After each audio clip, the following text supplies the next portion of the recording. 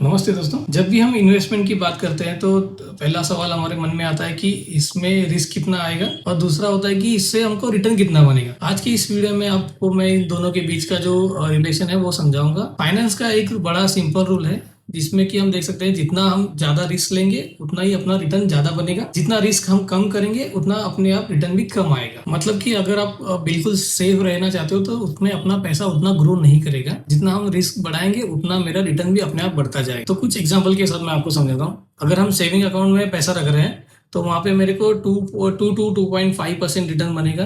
अगर हम वही पैसा एफडी में रख रहे हैं तो एफडी में हमको लगभग 6% के आसपास रिटर्न बनेगा, वो भी लो रिस्क में आएगा। उसके बाद अगर हम थोड़ा रिस्क बढ़ा के अगर गोल्ड में इन्वेस्ट कर रहे हैं तो मीडियम रिस्क में आएगा, वहां पे मेरे को 8 से 10% रिटर्न बन सकता है।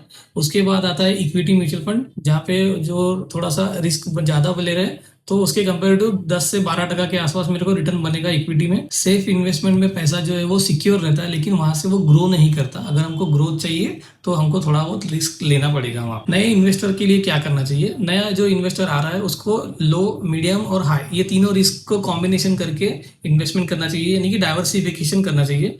लो रिस्क में एफडी आएगा, मीडियम रिस्क में गोल्ड और हाई रिस्क में म्यूचुअल फंड आएगा। इस तीनों का कॉम्बिनेशन करके आपको इन्वेस्टमेंट करना चाहिए। बिना रिस्क के रिटर्न नहीं होता और बिना नॉलेज के आपको रिस्क लेना भी नहीं चाहिए। फाइनेंशियल एजुकेशन और स्मार्ट इन्वेस्टिंग आइडियाज के लिए मेरे चैनल को लाइक कीजिए और सब्सक्राइब कीजिए। Thank you.